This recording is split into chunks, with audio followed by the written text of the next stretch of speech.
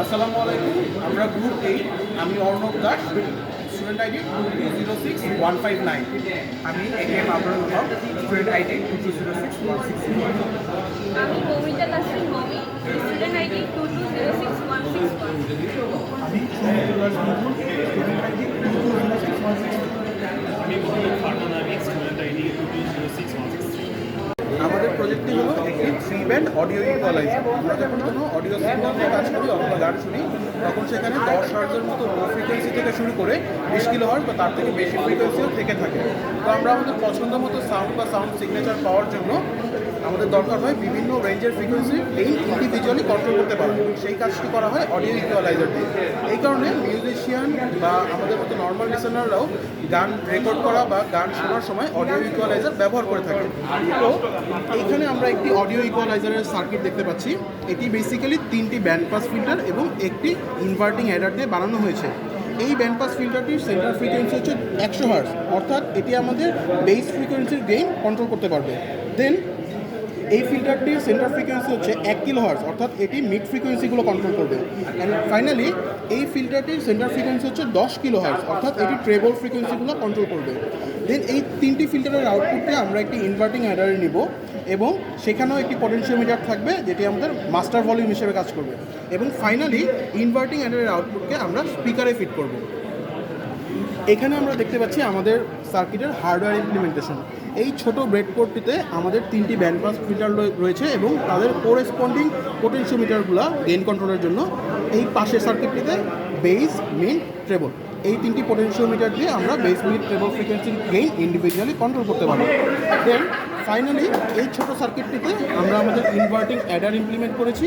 এইখানে এই পোটেনশিওমিটার দিয়ে আমরা মাস্টার ভলিউম কন্ট্রোল করতে পারবো এবং এখান থেকেই আমাদের স্পিকারে আউটপুট ফিড হবে।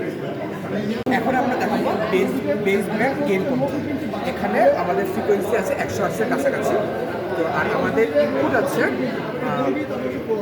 প্রায় 740 মিলিভোল্টের কাছাকাছি। তো এখন আমরা আমাদের আউটপুটটা চেক করব। আউটপুট আপাতত আছে 2 ভোল্ট 3 ভোল্টের মতো পিক টু পিক। আমরা যদি এখন বেস গেইনের কন্ট্রোল নবটা ঘুরাই, তাহলে আস্তে আস্তে আমাদের আউটপুট বাড়ছে।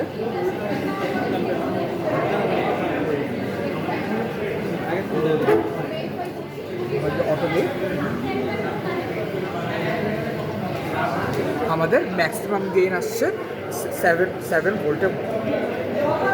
এখন আমরা বেসটাকে মোটামুটি মিডল একটা পজিশনে নিয়ে আসি, প্রায় 4 ভোল্ট, প্রায় 5 ভোল্টের মতো, 4.5 ভোল্ট। এখন হচ্ছে যদি আমি মিডলের নব ঘুরাই, তাহলে তেমন কোনো ভোল্টেজের চেঞ্জ আসে না, বা টেবলের নব ঘুরালেও তেমন কোনো চেঞ্জ আসে না।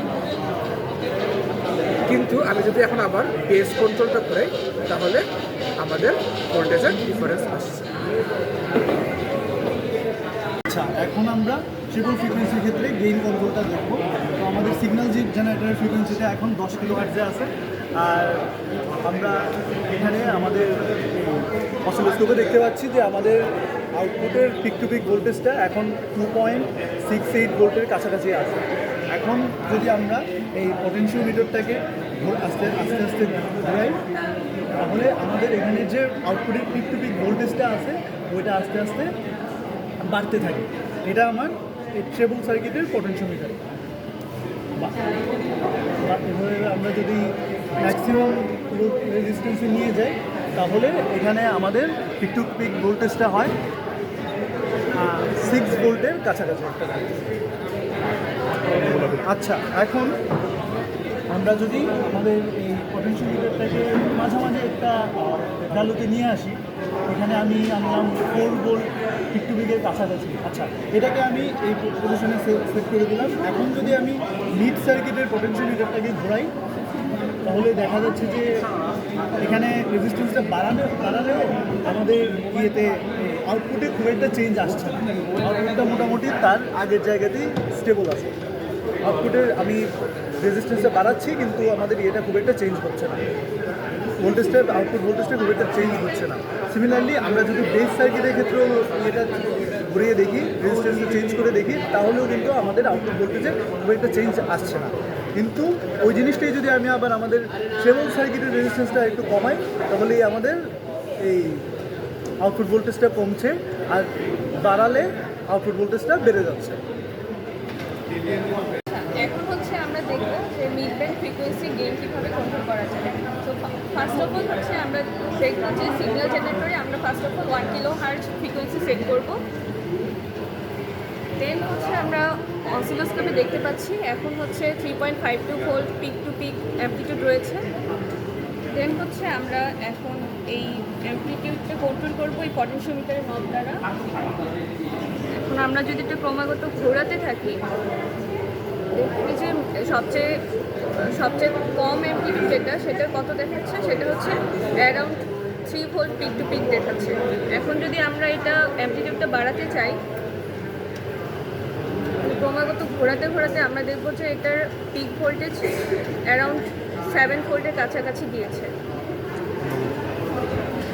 আচ্ছা, এখন যদি আমরা বেস এবং ট্রেবলের পটেনশিওমিটারের নব ঘোরাই, দেখব যে এটা হচ্ছে অ্যামপ্লিটিউডে হচ্ছে কোনো এফেক্ট ফেলছে না।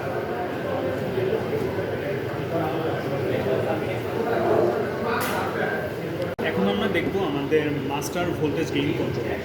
তো আমি দেখতে পাচ্ছি যে সিগন্যাল জেনারেটরে আমার সেট করা আছে আমাদের বেস ব্যান্ড অর্থাৎ 100 হার্টস, এবং 100 হার্টসে আমার output peak to peak voltage হচ্ছে অলমোস্ট 1 ভোল্ট।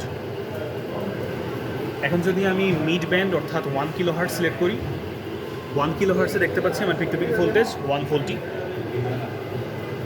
এবং আমি যদি 10 কিলো হার্টস সিলেক্ট করি, অর্থাৎ এটা আমাদের ট্রেবল ব্যান্ডেও দেখতে পারবো যে আমার peak to peak voltage almost 1 volt. এখন যদি আমি বেস ব্যান্ড সিলেক্ট করে মাস্টার ভোল্টেজ কন্ট্রোলটা ঘুরাই গেইনটা বাড়াই, আমি আস্তে আস্তে যদি গেইনটা বাড়াই, দেখবো যে বাড়তে বাড়তে পিক টু পিক ভোল্টেজ এখন অলমোস্ট 4.5 ভোল্টের মতো পৌঁছে আছে। এবং আমি যদি এখন মিড ব্যান্ডটা সিলেক্ট করি, মিড ব্যান্ড সিলেক্ট করলে দেখবো যে পিক টু পিক ভোল্টেজ, এটারও পিক টু পিক ভোল্টেজ বেড়ে 4.5 ভোল্টের মতো পৌঁছে আছে। আমি যদি এখন আবার ট্রেবল ব্যান্ডটা সিলেক্ট করি, অর্থাৎ 10 কিলো হার্টস দিলেও দেখতে পারবো যে এটার একই সাথে এটার পিক টু পিক ভোল্টেজও 4.5 ভোল্টের মতো পৌঁছে গেছে। অর্থাৎ আমি মাস্টার ভোল্টেজ কন্ট্রোল নবটা ঘুরিয়ে 3টা ব্যান্ডেরই পিক টু পিক ভোল্টেজ একসাথে বাড়াতে পেরেছি, বাড়ানো বা কমানো সক্ষম হয়েছে। সো মাস্টার ভলিউম কন্ট্রোল দিয়ে 3টা ব্যান্ডেরই ইন্ডিভিজুয়ালি না করে 3টা ব্যান্ডেরই একসাথে গেইন কমানো বা বাড়ানো সম্ভব। এখন হচ্ছে গিয়ে আমরা আমাদের সার্কিটের স্পিকারের আউটপুট পর্যবেক্ষণ করব।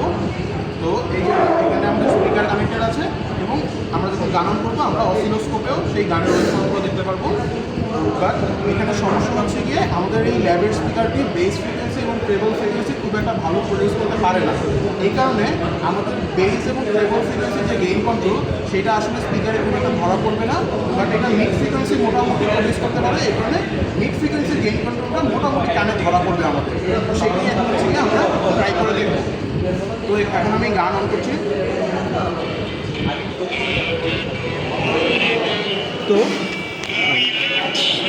এই যে এখানে অসিলোস্কোপে আমাদের গানের ওয়েভফর্মটাও দেখা যাচ্ছে। এখন হচ্ছে গিয়ে আমরা মিড ফ্রিকোয়েন্সির গেইনটা চেঞ্জ করে দেখব সেটা কানে ধরা পড়ে কিনা।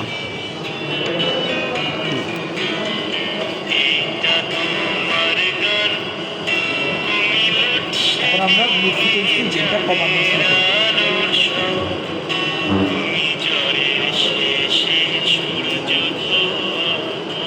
এটা সর্বোচ্চ কম, এবার আমরা সর্বোচ্চ গেইন নিয়ে যাব।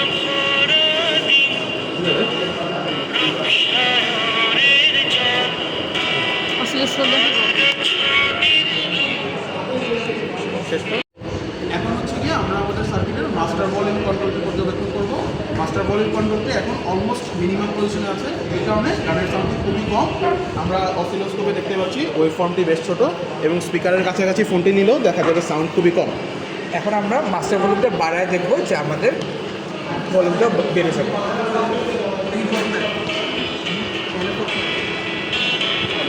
আমরা দেখতে পাচ্ছি যে মাস্টার ভলিউমের নব ঘোরানোর কারণে আমাদের অ্যাম্পলিটিউডও বেড়ে গেল। এখানে আমরা শব্দ ভালো শোনা পাচ্ছি, এবং ওয়েভফর্মে দেখা যাচ্ছে অ্যাম্পলিটিউডটা অনেক বেড়ে গেছে। অ্যাম্পলিটিউডটা অনেক বেড়ে গেছে। আবার আমি যদি এখন মাস্টার ভলিউমটা কমানো শুরু করি তাহলে আস্তে আস্তে দেখবো যে অ্যাম্পলিটিউডের গেইনটাও অনেক কমে গেছে এবং আমাদের সাউন্ডটাও বেশ কমে গেছে।